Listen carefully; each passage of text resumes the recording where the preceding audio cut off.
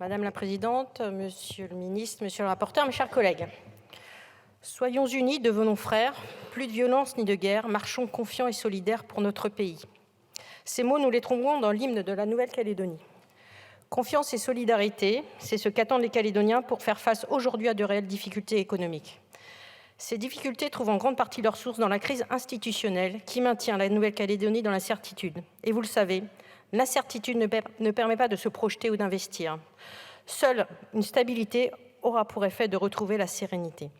Marquée par les accords de Matignon et Nouméa, la Nouvelle-Calédonie a été amenée à se prononcer à 3 reprises sur son indépendance. Par 3 fois, le nom l'a emporté.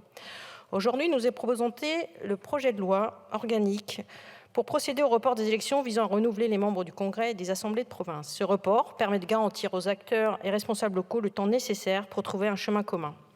C'est pourquoi le groupe démocrate soutiendra un vote conforme du texte issu des travaux du Sénat.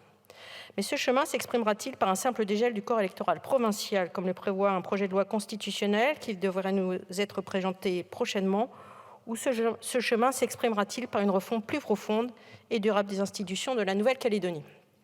C'est aux Calédoniens et à eux seuls de le dire. Ayant de la famille en Nouvelle-Calédonie, je sais les difficultés, les tensions, les divisions qui persistent au sein du peuple calédonien. Je sais toutefois, Monsieur le Ministre, votre engagement en faveur d'un dialogue constant avec les acteurs locaux, comme l'ont démontré vos nombreux déplacements sur l'île. Les Calédoniens, dans leur grande majorité, ont toujours été ouverts au dialogue et à la recherche de solutions, comme l'a démontré la démarche d'écoute profonde menée auprès d'eux en 2021.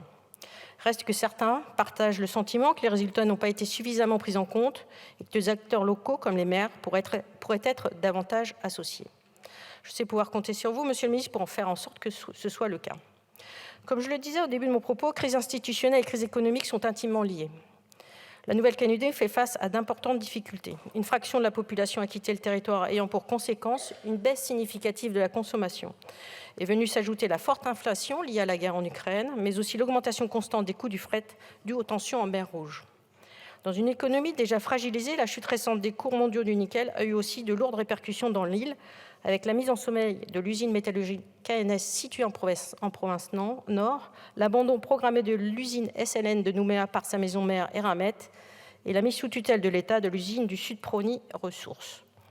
Cette crise du nickel pourrait avoir à court terme de profondes conséquences sociales dans un contexte politique tendu autour de l'avenir institutionnel du territoire. Rien que pour ces 3 usines, ce sont plus de 3000 salariés qui sont directement menacés avec la multiplication du chômage partiel, alors même que le taux de chômage atteint plus de 11%. Les impacts négatifs se feront ressentir sur tous les secteurs d'activité de l'île, rendant ainsi la Calédonie de plus en plus dépendante aux subsides de l'État.